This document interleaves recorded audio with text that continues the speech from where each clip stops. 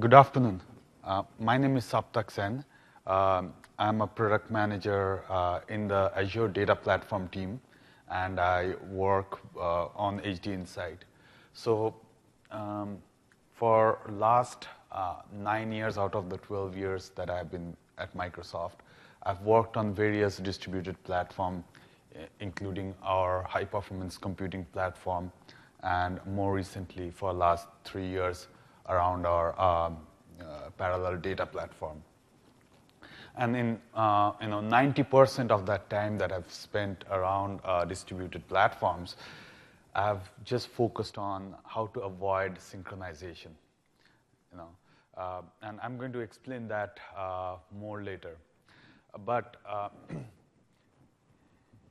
in today's talk, I'm going to briefly cover what is HD Insight. By the way, how many of you have already played with Hadoop? Some of you. So I'll describe what HD Insight is and what are some of the base, fundamental tenets of that. And then I'm going to do a lot of demos around data management. There has been a lot of sessions around HD Insight service in this conference. So if you have attended those, then few things might be repetitive because obviously they also covered some of the data movement parts of it. And if you haven't, I encourage all those sessions will be on Channel 9 to go ahead and watch it. So there is a lot of information from this conference around HD Insight services. So with that, let me get started. What is HD Insight? HD Insight is Hadoop. We are running Hadoop as a service on top of Azure. Now, Hadoop is an open source project which started off about 7 years back.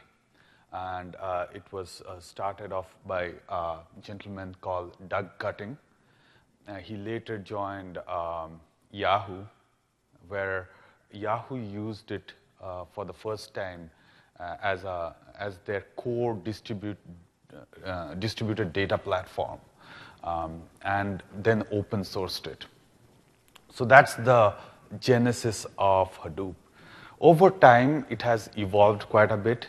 It has got quite a bit of community momentum. So there are a lot of these satellite projects, and some of those I'm going to talk about later, like Pig, Hive, Mahout for data mining, Avro for data serialization, Oozie for workflow, you name it. There's a lot of other satellite projects around core Hadoop. But core Hadoop comprises of two main parts. One is the storage layer, the distributed storage layer, and then the distributed compute layer to do queries and so on. So the distributed storage layer is in a typical Hadoop cluster, comprises of several services or daemons, whatever you want to call it. The key services are obviously the data node service, which run on each physical node. And then you have a name node, which contains the metadata around which block of data is where and being managed by which data node. So it's just the metadata which is managed by name node. So name node keeps an in-memory copy of that metadata. The reason it keeps it in memory is obviously for very super fast access, because anybody who wants to know how to get to a file, that file might be laying over thousands or tens of thousands of physical hard disk drives.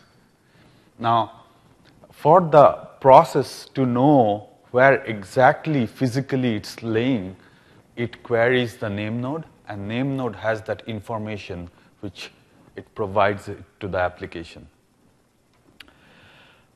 So that's the storage layer part of it. And then there is the compute part of it on top of it, which is the MapReduce layer. Now, before I explain what MapReduce is, let me explain the topology of that.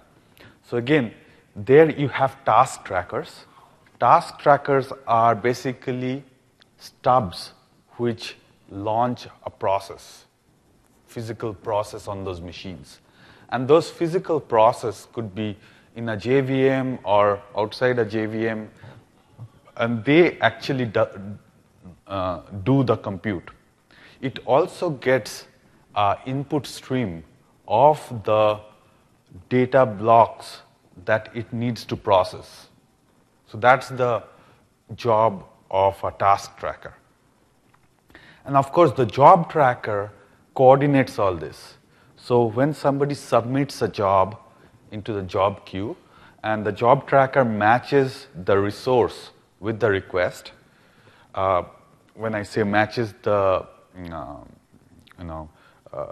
resource with the request, what I mean is that it figures out where the files are physically located by querying the name node, and then launches or instructs the right task trackers to launch those processes and points to those files to start processing it.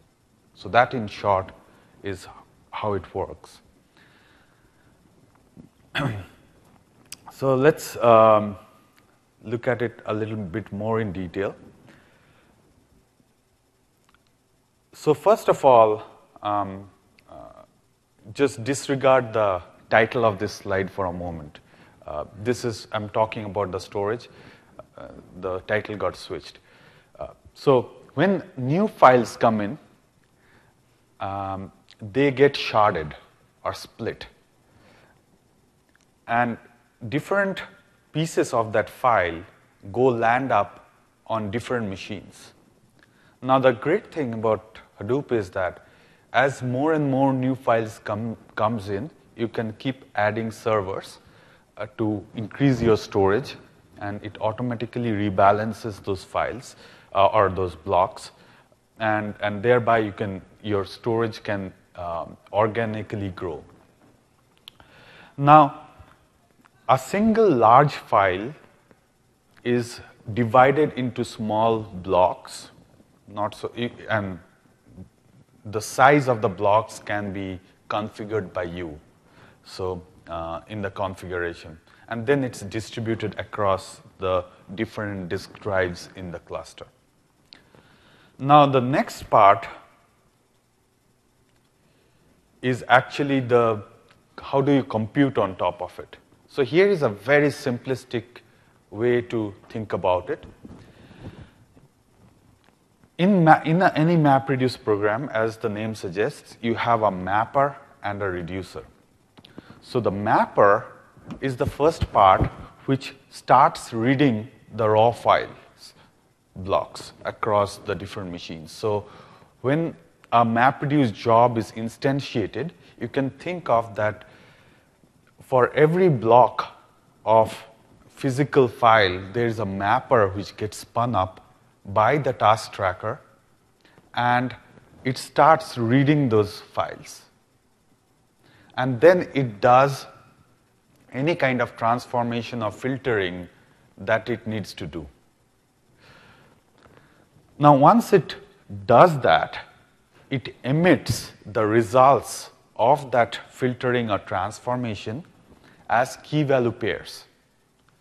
And then the MapReduce framework, in turn, first of all sorts and then shuffles so that each reducer gets a bucket of key value pair where all the keys are same for a particular reducer.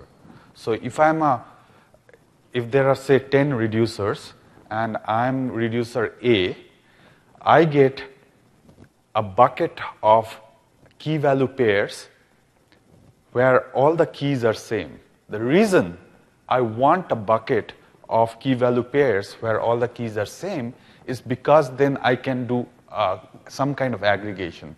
I can find out the max of the values, I can sum it, whatever I need to do. So MapReduce is a very simplistic framework. And that's why it means only simplistic frameworks work in a parallel infrastructure. But it also has its limitation. It is designed to be what we call in the world of distributed computing is to be embarrassingly parallel, or sometimes we euphemistically call it delightfully parallel kind of workloads. So as soon as you are trying to do something a little more complex, for example, like a join, there will be synchronization, which means that at some point things will have to wait for others to finish and the results to be written, to be again read up and processed. So basically, any kind of join results in multiple MapReduce jobs. So which means that there are several things. Not only do you have to wait for a job to finish before the second job can start, you also are touching the disk. Again, in any kind of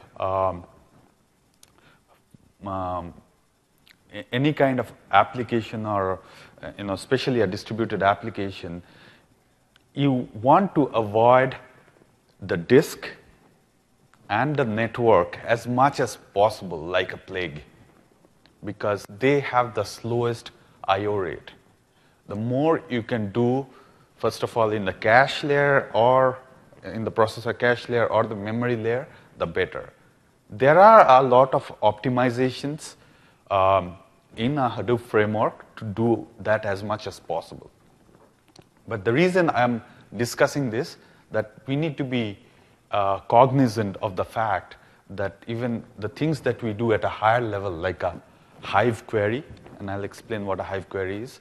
Hive query is basically a SQL-like query that you can fire, and that in turn generates MapReduce jobs. So even when you are working at that level, if you are aware that what's the impact of it on the distributed system, you can make better decisions. But the point is that in a big data system, you want to move the processing as much as possible to where the data is, as opposed to move the data around too much over the network. And at the end of the day, you get the results, whatever you are trying to query for. Now, let's look at some of the other components, and specifically in context of Windows Azure. So, on Windows Azure, we have a very standardized REST API to get to every aspect of the system, whether it's you're trying to get to HDFS, whether you are trying to create a new job, whether you're trying to create a new cluster. Everything can be accessed programmatically through a REST API. And over time, we are developing other .NET libraries which take advantage of this REST API so that you can do it even more simply from your .NET code. But even if you're not writing in .NET, you can still use the REST API with any simple REST library from any other language. Now, of course, when we spin up a Hadoop cluster on Azure, what you get are the stuff that you see in the box in the middle.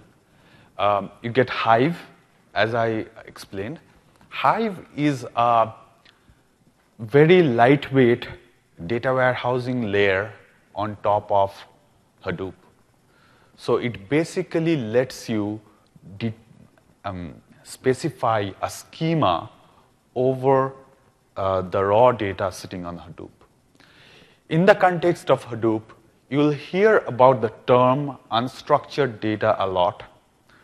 The reason that word is used is because when you load data into Hadoop, Hadoop is not aware, normally not aware, of the data type or the schema.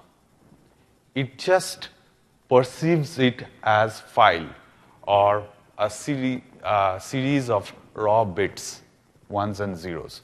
It partitions it, and again, how it partitions it, you can determine, because there are certain,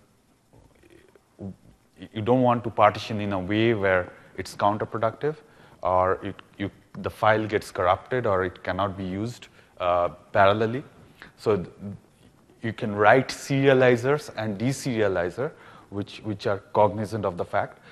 But the point is that it's a series of bits. So the word unstructured data is something which I personally don't like. I instead call it yet to be structured data, because at the Hive layer, what you are doing is applying the schema on that unstructured data. Then you have Pig. Pig is also a data workflow kind of a language. You can think of it something like almost like LINQ, LINQ, language integrated query. Some of that aspect it has. So it's also a higher level language to deal with instead, which helps you avoid writing raw MapReduce in Java or another language. And then, of course, you have the MapReduce framework on top of which both Hive and Pig works. Each catalog provides a metadata store, which, of course, Hive uses for specifying and storing that schema that you specify. Then you have components like Scoop. Scoop is a special kind of MapReduce job which helps you parallelly move data either between two Hadoop clusters or a Hadoop cluster and another data store like SQL Azure or other data stores, right? Oozie is again a data workflow framework, and Ambari is a framework for monitoring. Now, these are all standard Apache components. One thing we have worked very hard to ensure is that what we provide on Azure is as standard Apache Hadoop it can be as possible. The reason is that if you have existing applications that work with Apache Hadoop, they should run straight out of box. Not only that, all the community projects that's coming up every day, like Mahout and so on, they should work straight out of the box without changing any lines of code. In fact, if you want to see how we use Mahout, I did a session on Monday around data mining with my colleague Val Fontana, and there I demoed using Mahout on our HD Insight service for doing data mining. And then, of course, you have the HDFS layer. Now, how the framework works is that it uses a pluggable file system. Now, that pluggable file system can be the native HDFS, or it can be another file system. In case of HD Insight for Azure, we use the Azure Blob Store as the default storage. And I'll discuss why we make that decision shortly. Now, as as you submit a Hadoop job, whether you're doing it from Hive or Pig or native native MapReduce job, it spins up the task across the different compute nodes And then each of the compute nodes parallelly access the Azure Blob Store.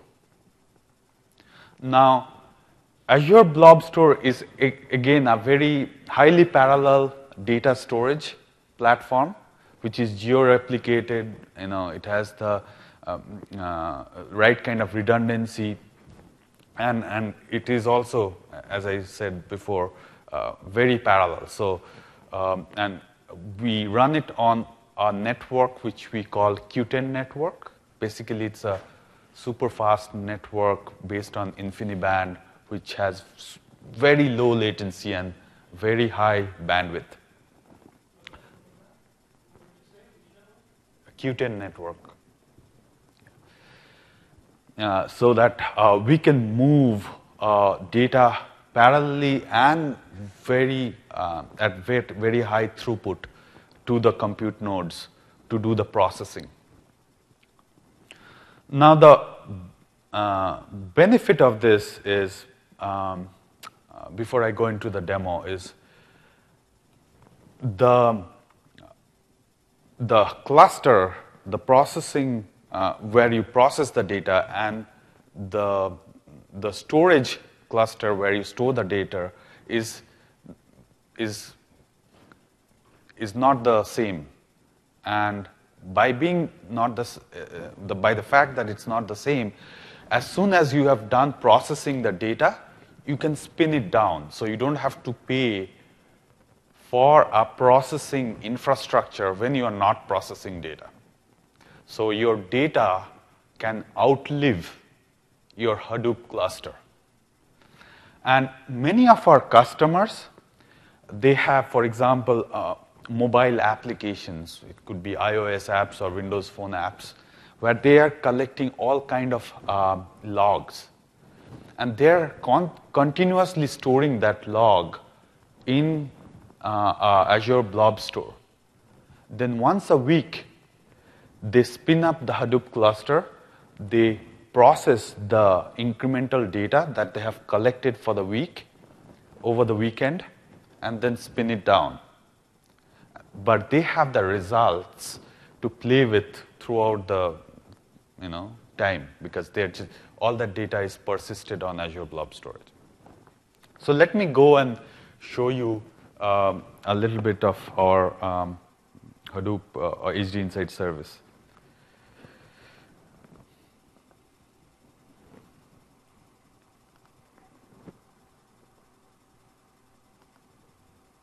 Okay.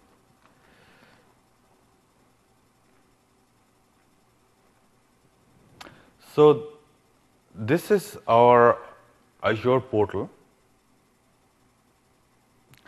And you can provision a Hadoop cluster in under or in about 10 minutes from here. So if you go to New, Data Services, and you see HD Insight, the first time you do it, it might be disabled because you see this little green thing which says Preview. It's still in preview.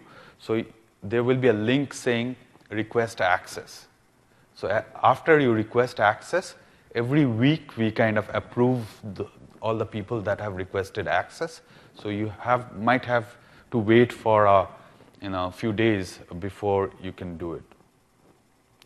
Then you can either do a quick create or custom create. You can give a name. You can determine the node. Looks like there's a blah, blah, blah already.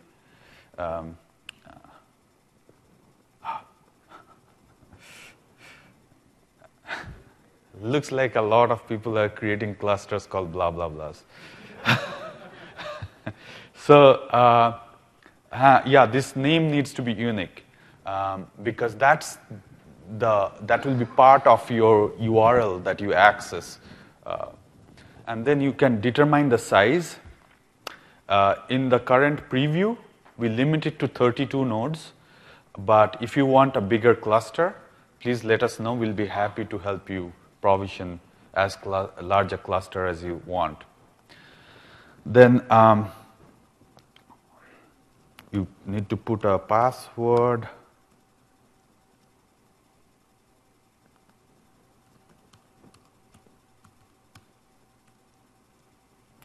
And then you need to associate a storage account. Now, let me spend a little bit time on this. So this storage account is the Azure Blob Store that will be used by default. So it's important this Azure Blob Store or Blob Store account is in the same region as the cluster that will be created. So what do I mean by same region? So as you know, in Azure, we have data centers across the world. Even within the United States, we have several data centers. We want to ensure we can move data between the Blob Store and the cluster at a super fast rate. And we can only do that if they are in the same data center.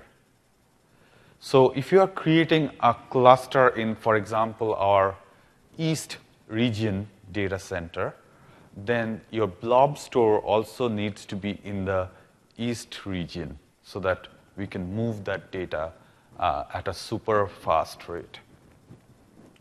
So at this point, if you do a create cluster,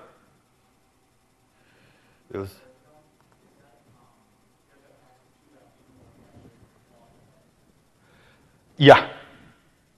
So I've used my standard Azure login to login, and then I requested access, and it gets approved in about a week for the preview. So if you look at details, you'll see what it's doing. But we'll leave it on. In turn, we'll do the rest of the demo with the cluster which I already have working. Now, as you see, my Azure Blob Store that I've used for that cluster is a Saptak demo, which I have already created. And what is very important is to use this access keys when I'm trying to move in data or move out data.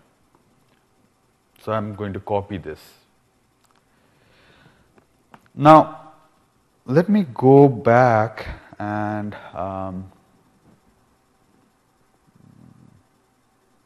go to my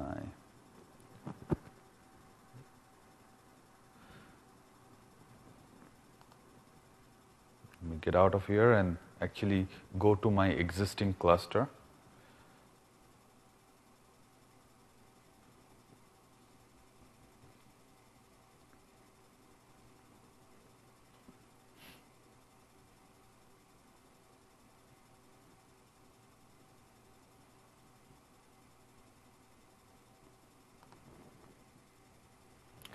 So as you see, this one is getting created, but I'm going to use this one. So this is where, if there are tasks running, active map and reduce tasks, I can see, how much resource they're using and so on. Right now, I'm not running anything. And you can see that this cluster is provisioned in the East region. Now, if I click on this Manage Cluster link, it brings up my cluster directly, the web portal to my cluster directly, right? Now, from here, again, I can see more details about the jobs, what worked, what failed, why they failed. If I click on it, it will tell me the details, so on.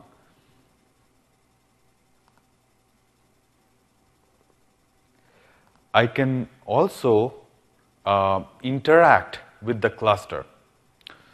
So if I click here, This is a JavaScript console, and then we have a Hive console as well.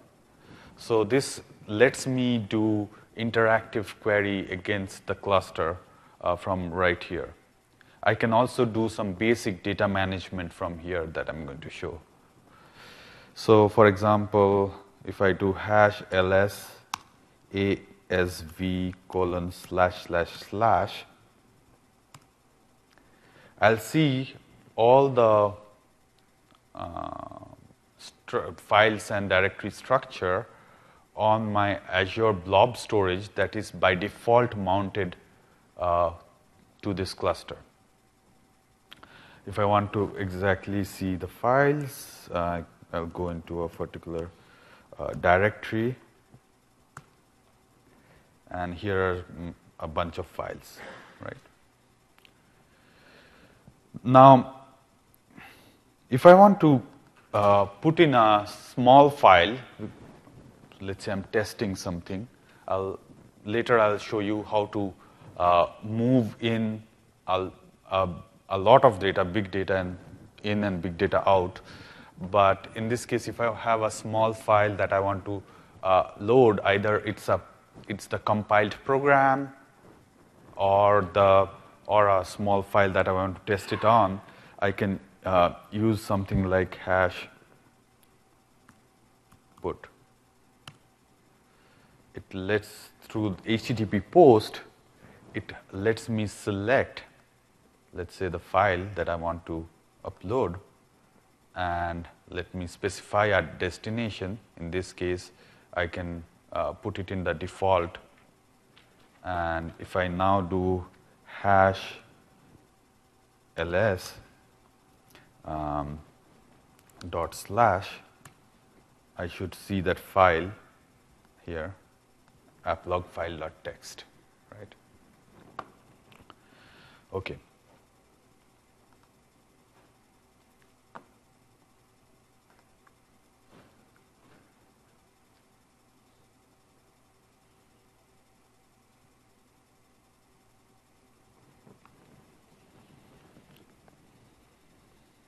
Now, what did we do right now? We used Azure Blob Store, which is shareable, persistent, highly scalable storage. We have optimized access to this, as I said, through a very fast network. The file format, the Blob Store doesn't care about. You can use any format you wish to, and you can have comma delimited file, which a lot of people have. You can have plain text. You can have more specialized formats like Avro, JSON, and so on, as long as your cluster understands these formats. So especially if you have, say, a Avro format, you need to make sure you are using the serializer and deserializer for Avro. If it's another custom format, then you need to implement the serde or serializer, deserialize yourself. So again, by separating the compute nodes from the persistent storage, you can, you pay for only what you need. You need the data to be around always. You can't just keep deleting up all the data. But you might not need the compute resource for analyzing the data beyond a certain portion of the time. The other aspect is that multiple clusters can all use the same data store, right? So you can spin up as much compute resource as you want, pretty much on demand as you need to. So let's say you are running a bunch of jobs and your cluster capacity is maxed out. You can spin up another cluster and point to the same blob store and start doing that.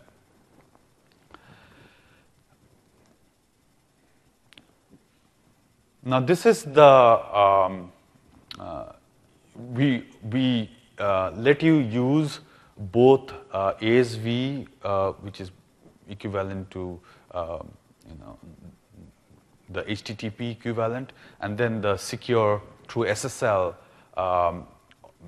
which is ASVS, access to the actual data.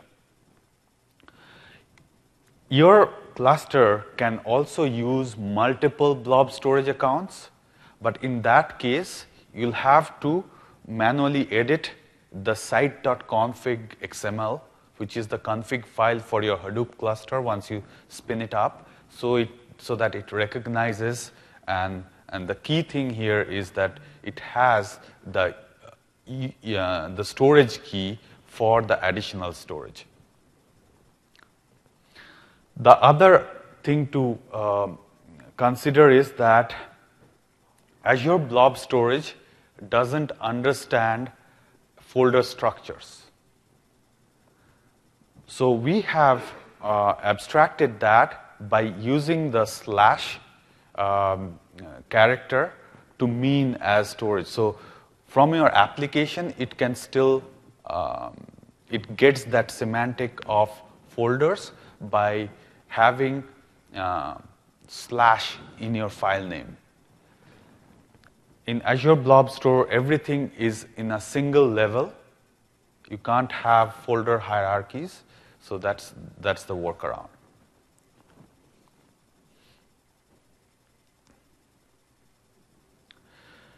Now, like I promised that I'm going to talk about how to move data in bulk. Most of our customers generate a lot of data on Azure itself. Let's say if they're using, running a lot of web servers, and as millions of people are using these websites or mobile apps or whatnot, they generate data, and that data can be directly be written down into Azure Blob Store, and that Blob Store can then be mounted to process that data.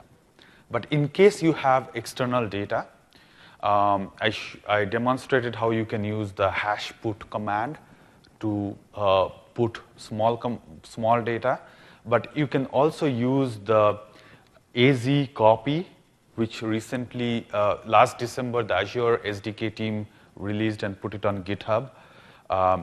Or you can use the Azure REST API and use the copy blob to copy into, or you can use any third-party tools. Now, here is AZ copy is something, has a syntax which is similar to robocopy. Again, if you're familiar with that, it should be very similar. So where you have to specify the stuff between the angular brackets, your account name, and the most important aspect is that GUID, or the storage key that I copied in my first demo. I can paste that in, and then it knows which blob account and container to copy the files that I'm trying to copy into. And then in the file name, you can specify the kind of the folder structure. So if you have, if you want to create a virtual folder like dir1, so in the file name, if it has the slash dir1/c.txt, HDFS interprets it as folder.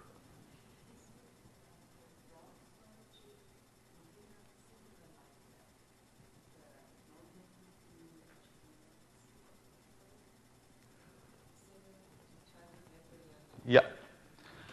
So you were referring to the name node in HDFS. Yeah. So what happens in Azure HD Insight service is, because Blob Store is the pluggable file system, so name node contains the metadata which maps to Azure Blob Store. So when an application goes and requests the location of a file from the name node looks it up from Azure Blob Store and gives the location to the process. So it's totally transparent. So if you have existing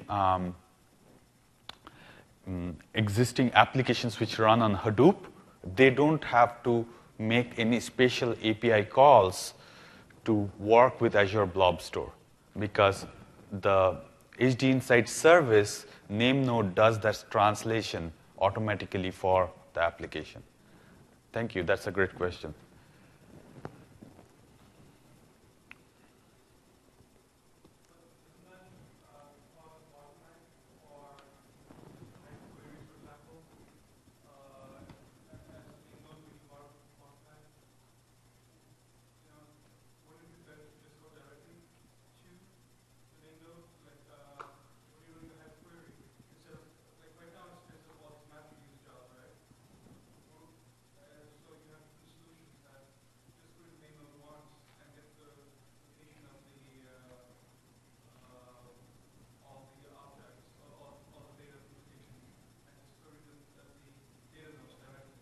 Mm-hmm.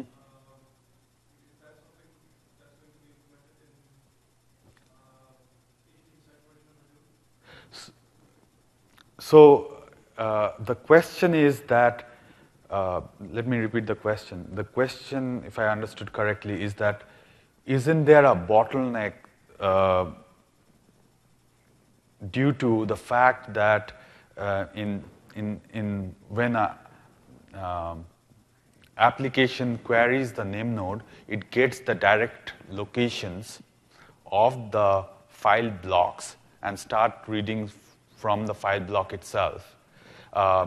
If it has to go to the Azure Blob Store and get the data from there and move it over the network, then you're saying that, alluding to the fact that there might be some bottleneck associated with that. Is that right? So that is the whole reason we use InfiniBand-based network, so that which is so low latency and high throughput. In most cases, it matches disk bandwidth. So we do benchmarks every night, and we've found very little, if to none, performance overhead of moving the data from Azure Blob Store. That's one. Secondly, in fact, there's a blog post which I can point you to, where we talk about that benchmark and the results of the benchmark. Secondly, once that initial data has been read by the first set of mappers, there is a lot of steps subsequent to that where intermediate data gets generated. And all that intermediate data is designed to be kept in memory as much as possible. And if it spills over to the local disk. So at that point, there is no network access. And only when it's all done, then the final result gets written out to the Blob Store for persistence, so that you can spin down the cluster.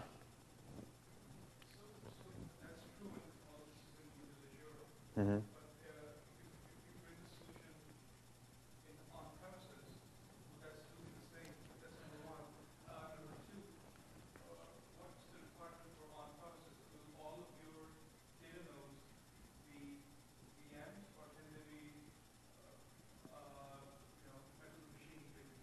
Okay. Great questions. Number one question is, how does it work for on-prem? If you have your own data center and you spin up a bunch of Hadoop clusters, in that case, there is no Azure Blob Store in your data center, right? So you use the native HDFS like every other Hadoop. So it's no different. Yeah, and your second question was? Would the compute nodes, would they be VMs or would they be regular physical machines? Again, if you are using HDP for Windows, those are physical machines. If you want to set it up on VMs, you can, because HDP for Windows doesn't see VMs anything other than physical machines. So you can set it up in a VM. Now there is another option is in the future release or the next release of Parallel Data Warehouse, we will have Hadoop regions. So that Hadoop cluster will be pre-configured and optimized for the appliance. And like everything in Parallel Data Warehouse, that will run on VMs.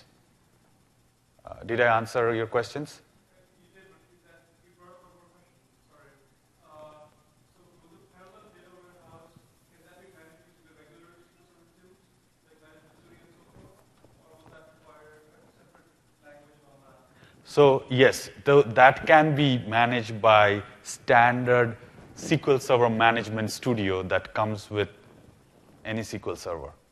So that's our goal, to provide the same set of tools, whether it's, we call it ABC, right? Whether it's appliance, box, or cloud. There is something bipped, so I should probably carry on. Okay. So let's do the next demo very quickly.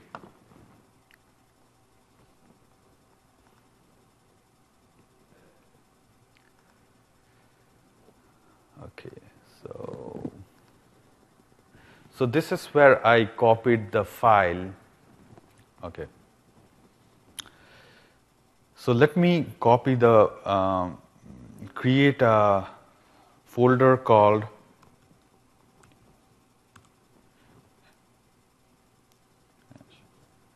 So all file system commands, as you see, needs to be prepended by a hash so that it knows it's not a JavaScript command, it's a file system command. So my new dir. So it creates a virtual directory, and then it can copy the hash mv dot slash app 2 dot slash.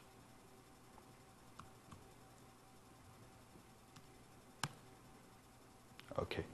So now I have the file in what a directory called my new dir. Right. Now I can create a Hive table on top of it. So let me go to my little cheat sheet so that I don't have to type in all this.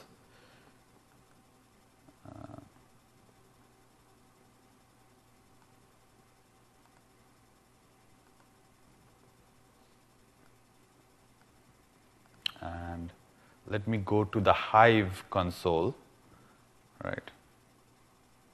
And paste that in here. Paste. Now I have to change certain things for my account. So my mobile app logs, and I have to change the account name. In this case, it's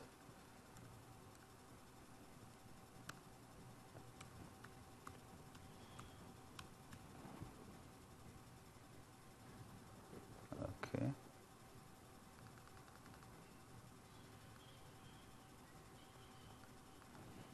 And let's run this.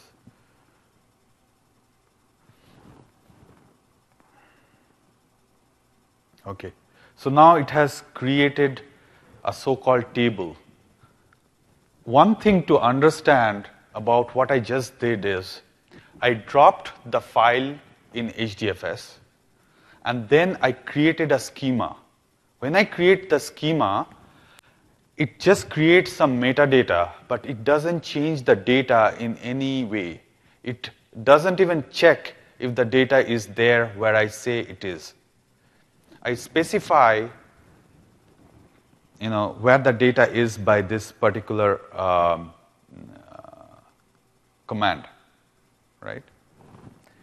Now I can copy using az copy, I can copy the file into it. So here is the command to copy the file.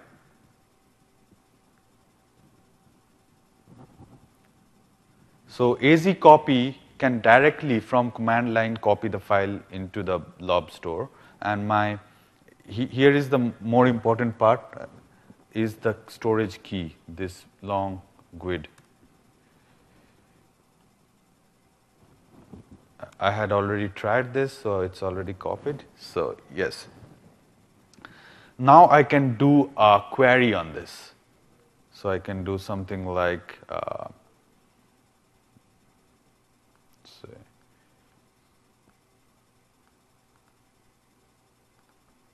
from the Hive query. So when I click this, it's going to automatically generate MapReduce jobs required to satisfy this query. In this case, it is a pretty simple query. That's why it will be a simple MapReduce job. But if I had joins or something, then it would be a whole different thing. So you see, it returns the data in a more tabular format from the raw data file. So the file itself is, just a CSV in this case. It could be any other file. I just need to tell Hive how to interpret it. In fact, when I'm specifying the schema in Hive, I can even specify regular expressions so that it can extract the right entities from that yet to be structured file as columns.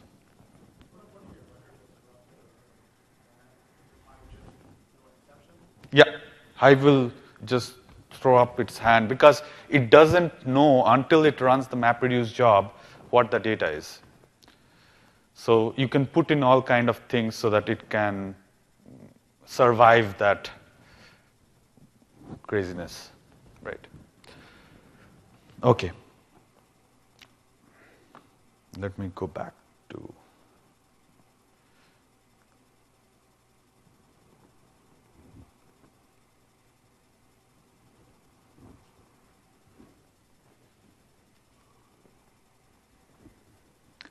so as we saw, means the put command is great for prototyping and samples for small files. For larger files, if you have to move data in or out, you use either the az copy command line or the copy blob, or you can use this. There are a couple of tools, which third-party tools, which provides a nice GUI. One that I use is called Cloudberry Explorer. So, for example, this is now mounted to my blob storage Saptak demo and gives a directory view to all the data that's up there, right? So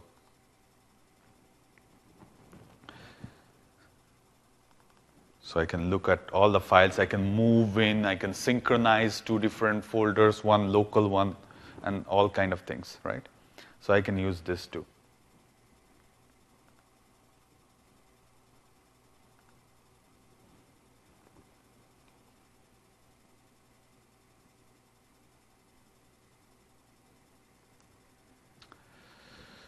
So now that we have seen how to get data in and do some basic analytics on that data, a lot of people who use Hadoop actually use Hive. More than 60% of the people who use Hadoop apparently use Hive. Another 20 or 30% use Pig, and the rest do native MapReduce, because native MapReduce can be very hard to implement. It takes a long time. It's like writing in assembly language of Hadoop, right? So, how do you get data out? Now, if your target destination is SQL Server or Azure SQL DB, the best way to move data out in parallel is through a tool called Scoop. And Scoop basically spins up a MapReduce job where all the mappers start reading pieces of the file of the result set and then streams it to and writes it to the database. So it is a parallel way of moving a lot of data. Okay. I don't know if somebody's not liking what I'm saying. From Excel, a great tool is Data Explorer. Again, Excel can directly go against HD Insight service, which basically means it directly goes to the blob store and picks up the data. So you don't need the cluster running when you are connecting from Excel using Data Explorer. So that's the awesome part.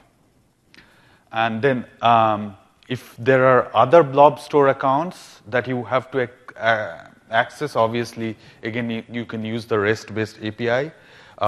You can load the data into SQL Server Analysis Service using the Hive ODBC driver, where Analysis Service can use the Hive ODBC driver to directly connect to the HD Insight service and a running cluster. At that point, you will need the cluster to be running and not gone so that you can pull the data in. And or any other existing BI tools can go the same route. So let's see how we can consume this result set from SQL DB.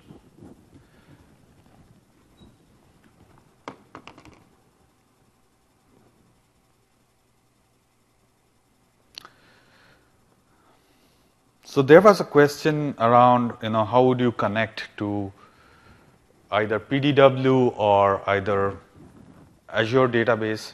Here, for example, I'm using the standard SQL Server Management Studio, and I'm connected to, as the name suggests, Azure DB, or we call Azure SQL database, right? Now, there's a table here, and I did a select query from the table.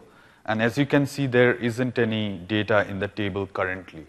My goal is to run a Scoop job to load that data from Hadoop into this table.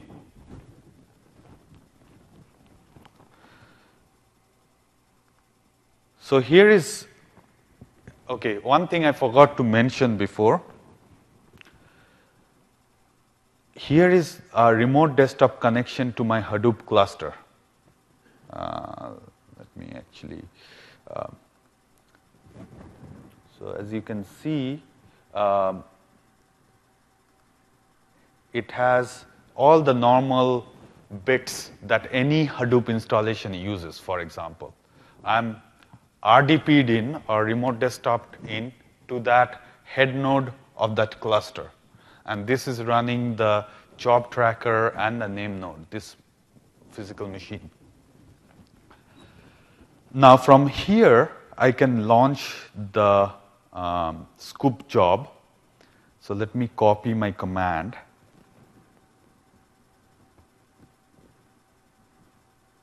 And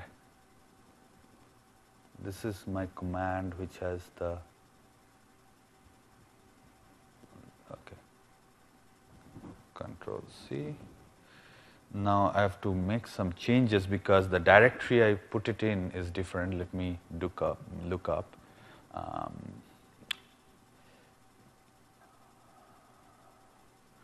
It is, where did I create the directory?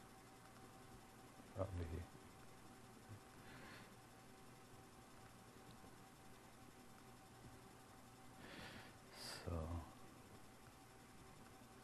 So it's my new dir is my directory.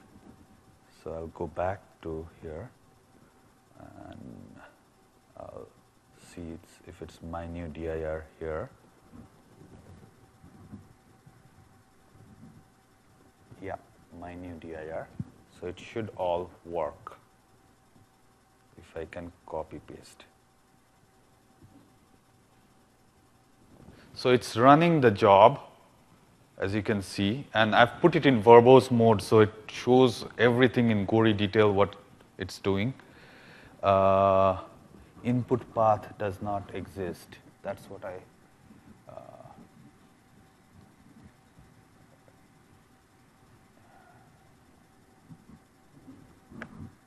Okay, let me do this.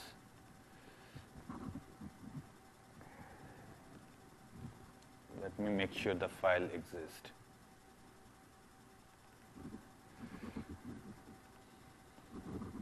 Create.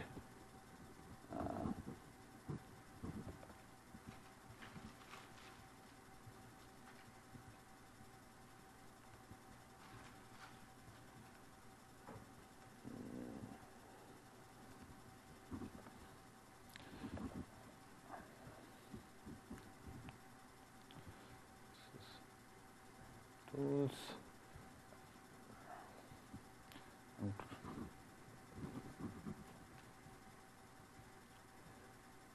Let me go back and create the file.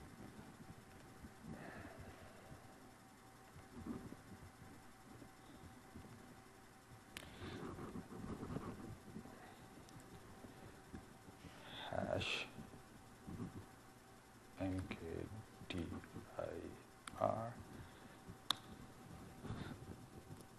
ASV :/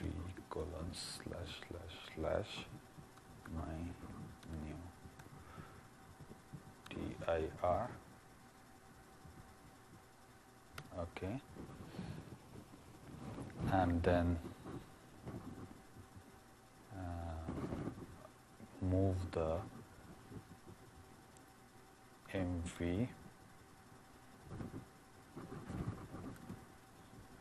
hash mv app dot slash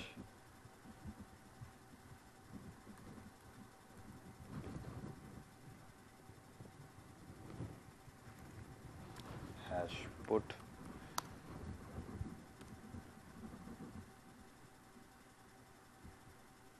upload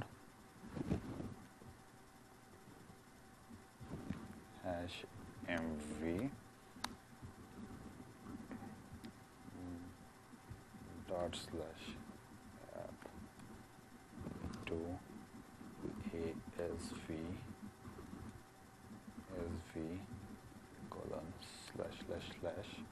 my new dir.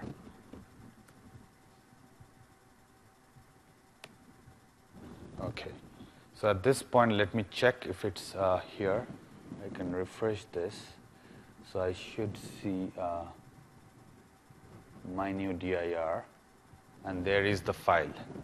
So at this point, I can go back and try to run the job again.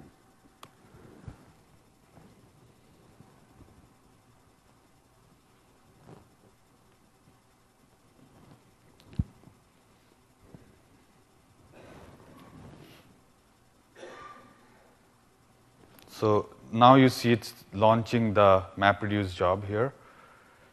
And hopefully, if everything, if the demo gods are in my favor, you'll see the rows of data from the SQL Server Management Studio. In the meantime, may I ask a question? Sure. Have you tried to scoop data like output that measures in billions of items? Because with 100,000, it worked more or less, but usually above that, it just went blank. I mean, with the SQL Server, at least, let's say, half a year ago, last time I tried it, just... Yeah. So you should try. We have released new bits. You should definitely try with that. Half a year ago, we were not even we were in a private preview, so the bits could have been much rougher.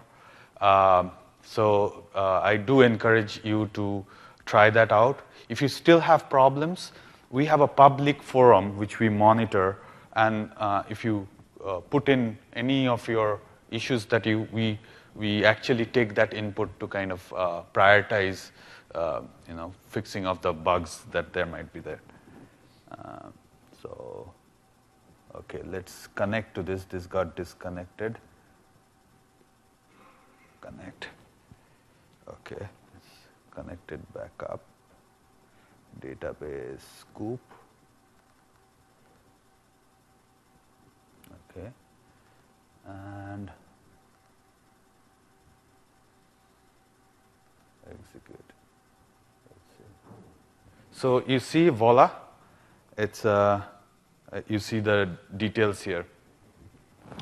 So the details indeed have moved from Hadoop running on Azure to SQL Azure, which is essentially SQL Server running as a service on top of Azure.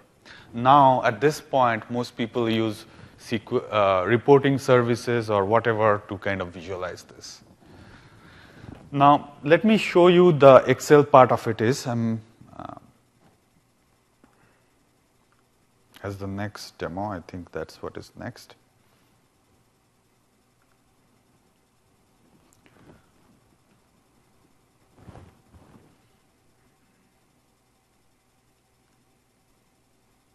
Okay, Excel and Data Explorer, okay. So, as you can see from the Cloud Explorer, I have a bunch of stock tick data. And all combined, this is about 30 years of stock tick data from New York Stock Exchange, which has, all the ticks. Every time somebody, did something, it's stored. Now, obviously, that is for me too large to consume from Excel or even SQL Server for some cases. So what I did was I ran a bunch of Hive jobs. And let me show you the kind of Hive jobs. Just let me scroll to the right part of it so that I'm not distracting you.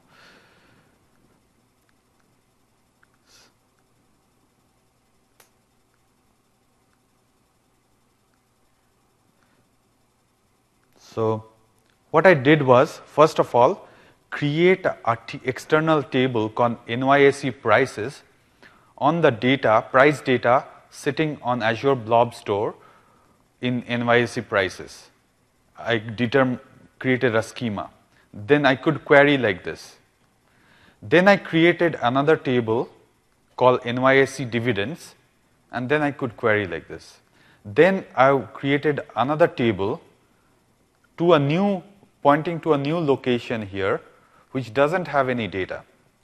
And then I use a insert table, override table command with a join to populate this table. Now what I've done is I have aggregated it from a tick level data to a year level data. So I'm trying to find out the minimum price, the maximum price, and the average price, and the dividends for a particular stock symbol for a particular year. So now I've populated that. So that became a MapReduce job, ran parallelly across all the data, and provided the input, right, for the next level of analysis. Now I'm going to fire up Excel and show you how I can consume the data and visualize the data very quickly. So this is a plain vanilla Excel. I have the Data Explorer add-in, which we released at the Strata conference in Santa Clara in February. And using Data Explorer, I can connect to many sources like any of the databases. I can directly connect to files. I can also connect to a bunch of exotic data sources, I call it, like OData Feed, Azure Data Market, Active Directory, Facebook, SharePoint list.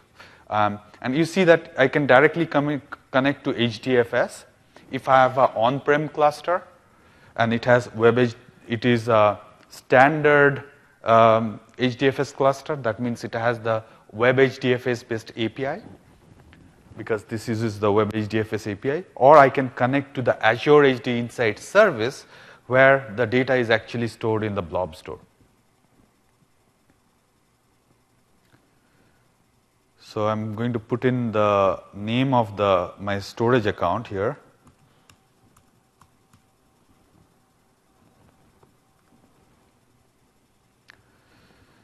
So it's going over the interwebs, and I'm going to pick the right container here. This is the container, and then I'm going to pick up the output file of that job, Hive job. This is my output file. So when it picks up the file, it doesn't know about the schema of the file. So I can very quickly establish the schema with a few clicks.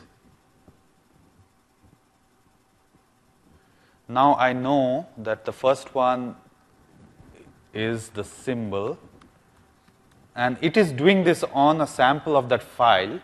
Once I'm done with this, it will apply this to the rest of the, this is the year.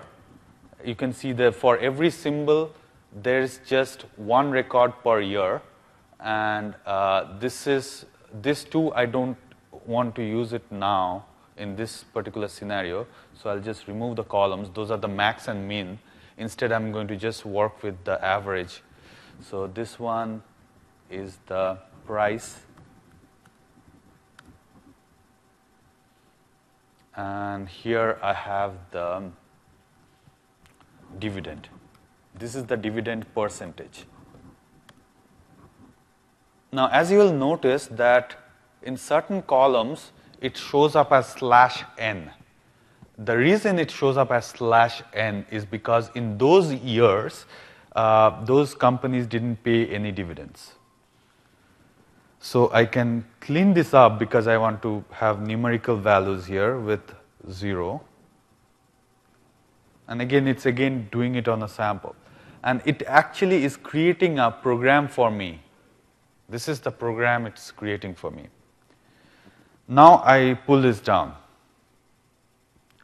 Now, this is all great, but I want to limit this analysis to just the data set or just the symbols in S&P 500. Anyone remembers all the stocks in S&P 500? No? I had a prize to give away. I'm kidding. I'll just look it up from Data Explorer right here. So I'm going to go and search for if I can type S&P 500. So now it's again going up, looking up, using Bing search, looking up all the data sets it can find on the internet. I can preview this just by hovering over it. And any one which I find appropriate, if I click on it, it's going to bring it down. Now, and in this case, this is just a table which it's picked up from Wikipedia, on some Wikipedia page. I don't care about that really. But let me shape up that data too, and then I'm going to merge the two.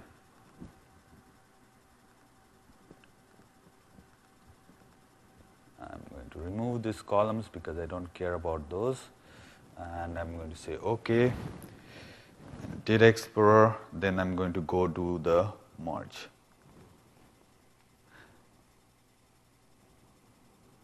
Now this is my first data set, which comes from my proprietary data source or data set from Hadoop. And then this is the data set I grabbed from the internet. And I'm going to do a join basically of that. I can share this with everybody, and then I'm going to say OK.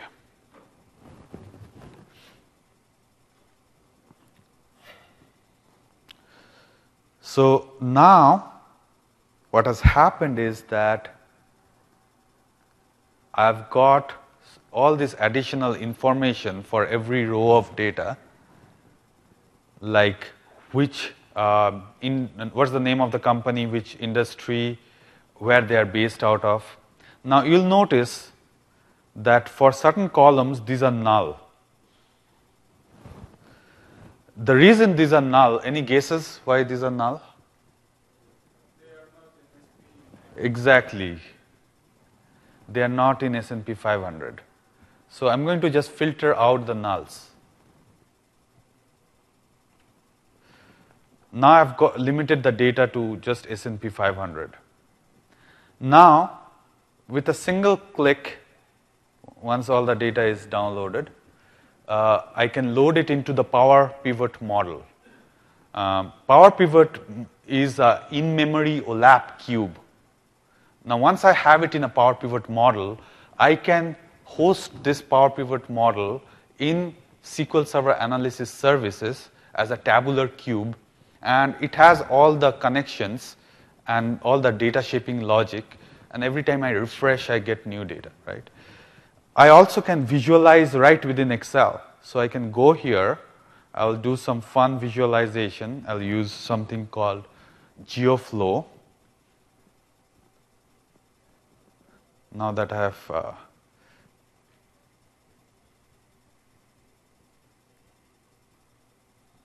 and what I can do is I can pick up, first of all, the headquarters, map those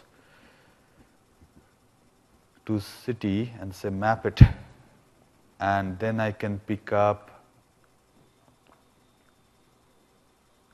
the let's say the dividend, and remove from here, put it here. Okay, so here now I can count the companies in S&P 500 which actually provide dividends, right? So I can now that it's in the model, I can do all sorts of things. I could even have done average dividend and all that. One step I missed is I could have set the right data type on dividend, because in the Power Pivot model, I didn't set it as decimal. It's still set as text. So that's why it's only letting me do a count and not things like average or sum or other stuff. So that's the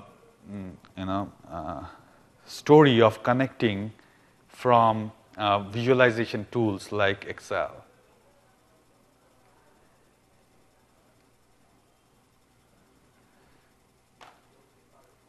So in summary, means we have enterprise grade Hadoop,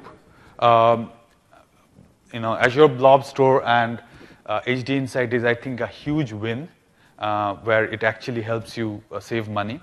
And then you can use HD Insight service from all your familiar tools. At this point, if you have any further questions, I'll be happy to take it. And I'll hang around. Yeah, go ahead. So you talked about the name of that metadata about the data source. From Hadoop, I get that, but say you have your data in the blob storage first. Right. Do something to kind of associate it in Hadoop to know where it is? So by default, Hadoop, when you set up our HD Insight cluster, it mounts a certain blob store that you specify, and it sees everything that's in the blob store. So it, right, exactly, yeah. Okay. Other questions?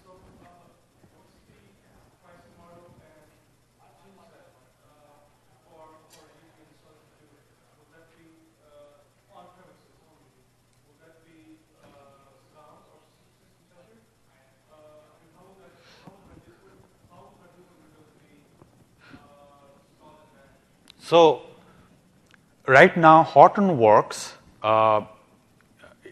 has HDP for Windows, right? So if you want an on-prem cluster, you can have a HDP. You can take the HDP for Windows bits and create a cluster. And again, HDP, because Hadoop is open source, the core Hadoop is free. So you just download it, create your cluster. You just need Windows. That's it for on-prem. So there is no licensing involved there. Mm-hmm. So for on-premises management interface, both Hortonworks and us are working closely. For example, they are working on Ambari, and we will base our management experience through SCOM and other tools using Ambari. So that's something which is in work in progress, and very soon we'll talk more about it. Okay? Yeah. You had a question. What about Unicode support in, let's say, both Azure Store Blob Storage versus Hadoop? Because, again, half a year it didn't work properly. Okay. So I didn't check since that's why. One question? To the best of my knowledge, that is fixed. But again, please check and let me know. My Twitter handle is @Saptak, so you can send a direct message. Yeah. Or my email address is saptak.sen, first name dot last name @microsoft.com. I'll be happy to take this up directly. And the ODBC driver, was it updated as well? Yes, the ODBC driver also has been updated very recently. Yeah, okay. Means we have made many improvements, but we have made the last one very recently. Basically, with the ODBC driver, if the data was a little bit crappy, like some columns missing or stuff like that, it would just crash. Right. So we have fixed all that, so it should work great. Yeah, you had a question, right? I've got a question. It's more about getting the data in. Right. And it has to do with, so what we have is we have several nodes that are producing data. Right. And the question that I have is if you wanted to see like the last 5 minutes, how does that work? Because every demo that I've seen for Hadoop is something that you're taking a bunch of files that's historically been around Right. and like put them out on the thing. What do you do with stuff? Is there any abilities to do something that is more closer to real-time type information and analysis? So for that kind of analysis where you have data almost streaming in and you want a time window snapshot of that, so a better technology for that would be Stream Insight. Stream Insight? Yeah, Stream Insight is shipped with SQL Server. So it's been around for quite some time. A lot of people use it for this kind of use cases. It is complex event processing. Although there's the name complex is in the name, it's actually very simple to use. But Stream Insight will be the way to go for that. I guess you want my microphone now? Oh, okay, you want me to get off? So please, I'll still hang around. Thank you so much for attending. And thanks. One last reminder, if you have liked it or even not liked it, please fill the eval. And because we take the evals very seriously.